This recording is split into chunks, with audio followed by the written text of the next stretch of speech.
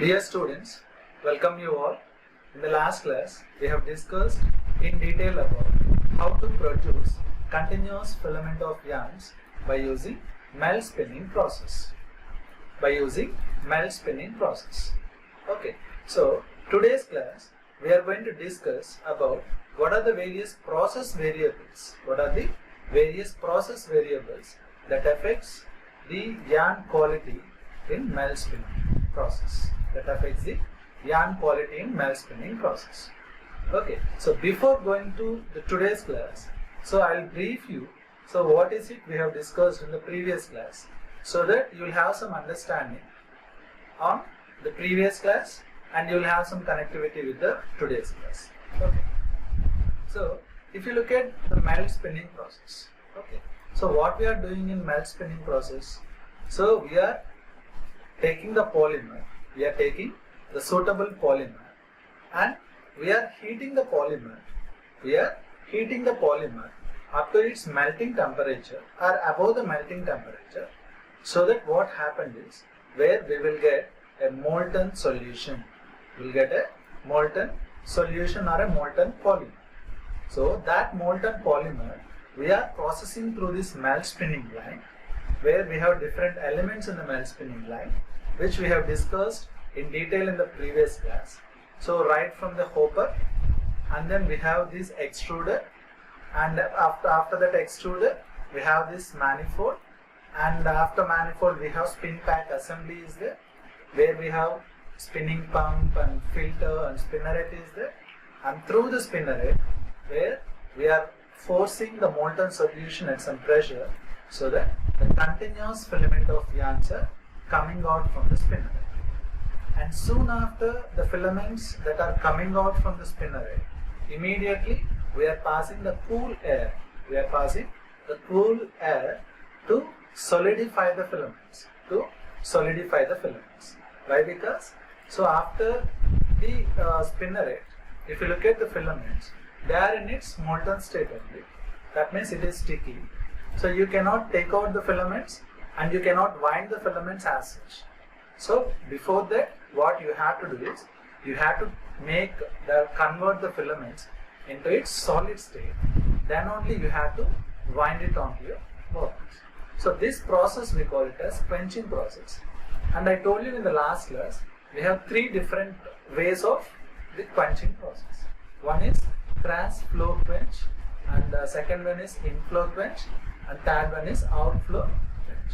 So these are the three different ways where we can pass cool air through the continuous filaments to make it solidify. And soon after the solidification is done, the filaments are applied this spin finish to reduce the generation of static charges and also to provide the lubricity to the filaments. And then the filaments are taken for drawing process, where we are applying some stretch so that orientation will take place, which results in the good properties in the final filaments, and then the filaments are taken to winding process. So these are the different stages or different elements in melt spinning process where the molten polymer should pass through. And right from the beginning to ending, right from the extruder to the spin pack assembly, where the temperature should be maintained throughout this, right from the extruder to the spin pack assembly, the temperature should be uniform. So otherwise, if at all any variations in the temperature, where it leads to, where the molten polymer may go to its solid state, and it leads to poor quality in the final filaments, and also it leads to some breakages in the final filament. Understand? So this is what we have discussed in detail in the last class. Okay. So today's class, we are going to focus mainly on what are the different process variables that will affect the yarn quality which is coming out from melt spinning line. Okay. So if you look at this melt spinning, as you already know, it is the simplest method of fiber manufacturing, mainly because it doesn't involve the problems associated with the use of solvents. So what do you mean by this? So already you know how to produce the filaments using solution spinning. So what we are doing in solution spinning, so there we are not at all heating the polymer. Instead of what we are doing, we are taking the polymer and we are dissolving the polymer in a suitable solvent in a room temperature. In a room temperature, we are dissolving the polymer in a suitable solvent. So that is what, after dissolving in solvent, we are passing through either wet spinning or dry spinning line, and we are producing continuous filaments. But after production of filaments, we have to remove the solvent. Which is present in the filaments. That is through either coagulation process or that is through either passing heated gases. So because of the removal issues which are there with solution spinning, which is not there in case of melt spinning, so which makes the melt spinning more popular, and it is simplest method of fiber manufacturing. Understand? So it is therefore the preferred method. Provided the polymer gives a stable melt. Even in the last class also I explained you what do you mean by this stable melt. That means, so you are taking the polymer and you are heating the polymer up to its melting temperature. Now, when the polymer reaches to its melting temperature, where there should not be any changes in the properties of the polymer.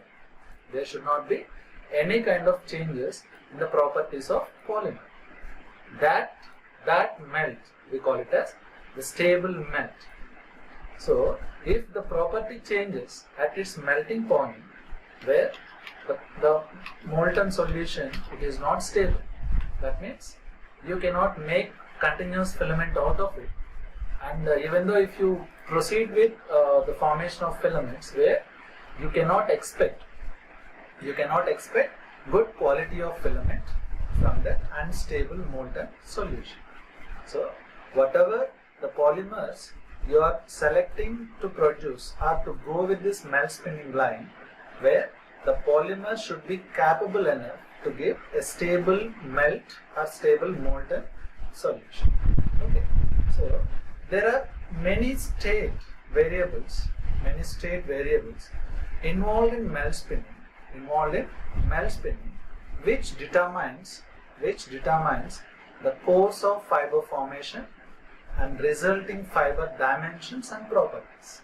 So right from selection of monomers and then polymerization process parameters involved in polymerization process, and selection of, that is the polymer production, and feeding the polymer to melt spinning line, and temperature maintaining in these extruders.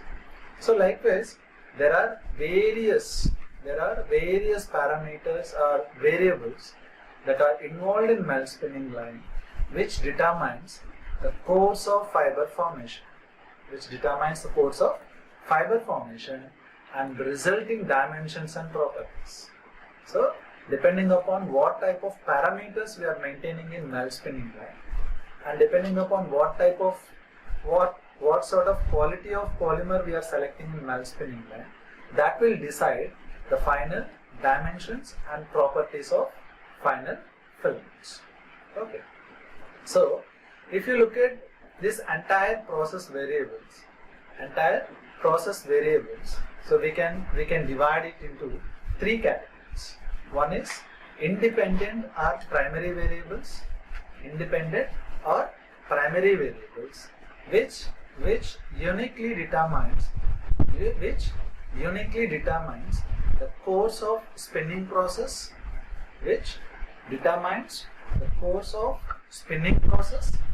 and resulting fiber structure and properties. So these are the very, very important variables which decides the fiber structure and properties. If you do any mistake in selecting these primary variables, obviously we cannot get right fiber structure and the properties which we are expecting. So these are called as primary variables. Okay. Now, when coming to secondary variables, which are related to the primary variables through simple geometrical relationships and are useful in defining spinning conditions. Understand? So, whatever these secondary variables are there, it is related to primary variables which decides or which defines the spinning conditions. We will see what are those secondary variables. Now, coming to this first one, that is independent or primary variables. That means these variables will not depend on any other variables. Okay. The first one is polymer material. So this is the input material for the melt spinning process. This is the input material for the melt spinning process, and depending upon what quality of polymer you are getting, so that will decide your final filament properties or final fiber properties. And also, so in some cases, say for example, if you take polyester and nylon, whatever the polymers are there, that is through polymerization process, we are getting the polymers, where those polymers we are getting in its molten state at the end of polymerization process. So that molten state of polymer, directly we can feed it to the spin pack assembly in the melt spinning line. And the process is that like extruder and then manifold has been eliminated. Now when it comes to the polymers like polypropylene and polyethylene, where the polymerization process which leads to a solid polymer. Now you have to take out the solid polymer after completion of polymerization process. Then what you have to do, we have to make the polymer into small chips. That means, like before that we have to wash it, and then we have to cut it into small chips, and then we have to dry it. We have to dry the chips, seeing that there should not be more than 0.4 or 0.5% of moisture present with this polymer chips. Now that polymer chips are conditioned polymer chips. We have to take it to the melt spinning line. Understand? So whatever the polymeric material we are selecting, so that should be of great importance, which decides the final filament quality. Okay. And the next one is extrusion temperature. Extrusion temperature we are denoting with T0. Okay, that means what temperature the filaments are coming out are extruded through the spinner. What temperature the filaments are extruded through the spinner. So that means, I told you already, so right from the extruder to the spinneret up to spinneret, we have to maintain the same temperature in all the elements. Like extruder, after extruder we have manifold, and after manifold we have spin pack assembly. So likewise, whatever the elements are there, we have to maintain the same temperature. So if at all any temperature variations, obviously where it results in or it will affect the yarn quality. And next one is spinneret channel dimensions. That means what is the diameter of spinneret hole and then length of spinneret. And then number of filaments in the spinning line. How many number of filaments are? And then mass output ratio. And then spinning path length. What is right from the extruder to the spinneret? What is the length where the molten solution is passing through? And then take up velocity.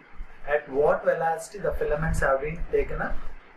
And finally, cooling conditions. That means we are doing this quenching process now. That means after production of filaments we are passing cool air.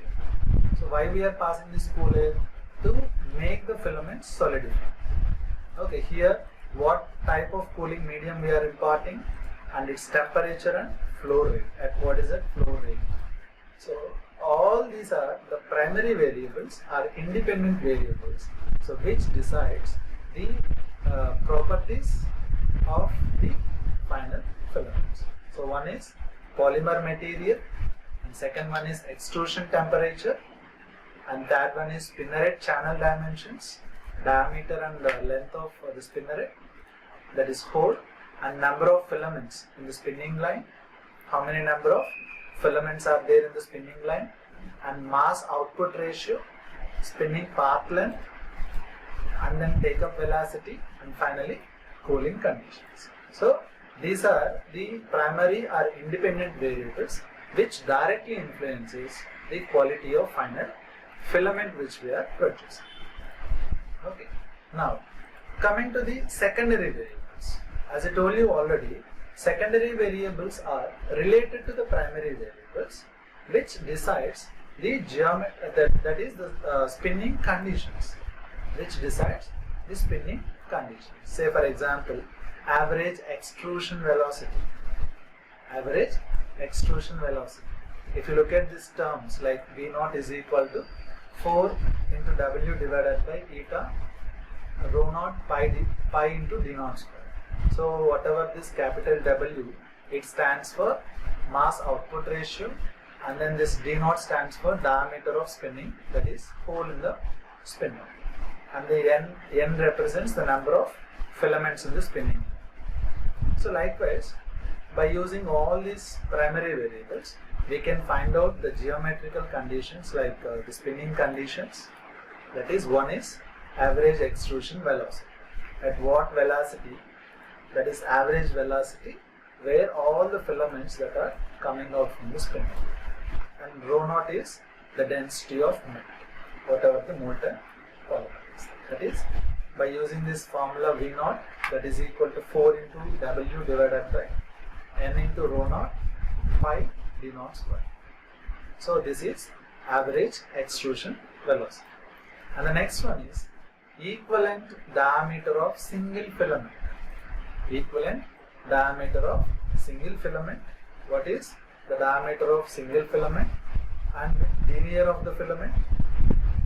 Linear of the filament, that we can find out using this formula like 9000 into W divided by VL.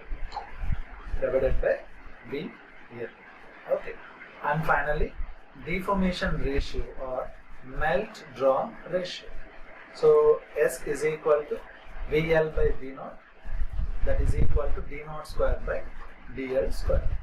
So by using these formulas, where we can determine the spinning conditions. Can determine the spinning conditions. That is, the first one is average extrusion velocity, and second one is equivalent diameter of single fiber or filament, and then linear of the filament, and deformation ratio or melt draw ratio. Okay. So velocity at this, whatever these terms that are there, which you can see these terms in the primary variables. Like if you take V naught, that is velocity at spinneret hole. Velocity at spinneret hole. VL is nothing but velocity at take-up. D naught is nothing but diameter of that is spinneret hole. DL is nothing but diameter of filament at its take-up point. Understand? So this is it. And the finally, that is the third variables after primary and secondary, that is resulting variables. That is resulting variables. So the first one is tensile force. Tensile force at take-up device. Okay, tensile force at take-up device. At take-up device, what is that force that has been imparted in the filaments? And then tensile stress at take-up device. What is that stress? That is force applied in a unit area onto the filaments. And then temperature of the filaments at its final take-up and filament structure. These are the resulting variables. So if the tensile force or the tensile stress is more during its take-up point, what happens where if it is not maintained properly, where you can expect more number of end breakages. The same way the temperature of filament also, that has to be cooled, right? And then filament structure. What is the filament structure? Okay, so after this quenching process and after applying spin finish, where we are doing this drawing process. So in drawing, what we are doing, we are stretching the filaments. We are stretching the filaments at required draw ratios, so that where all the molecules inside the polymer structure will try to align its yarn axis. So which results in orientation. So the orientation improves the crystallization rate in the filaments. So finally, if the crystallization rate improves, where it leads to the high quality of final filament. So this is all about the process variables which affects the quality of filament in Mel spinning line. Okay, so what we have discussed, the primary variables, it starts from polymer material, extrusion temperatures, spinner dimensions, number of filaments in the spinning line, mass output ratio on spinning part. And when it comes to secondary variables, like it will decide the spinning conditions, average extrusion velocities, equivalent diameter of single filament, denier of the filament, and deformation ratio or melt draw ratio. And finally, resulting variables like tensile force at take-up device, tensile stress that is imparting in its in take-up device, temperature of the filament, and finally filament structure. Okay, so these are all the process variables which affects the yarn quality. So hope you understand the class, and in the next class we will discuss about the rheology of Mel spinning line. The rheology of Mel spinning line. So as like the rheology part we have discussed with solution spinning, like polymer solution, here also it is very important to study the rheology behavior, that is the flowing behavior of molten polymer through different elements in the Mel spinning line. So this thing we will discuss in the next class. So thank you.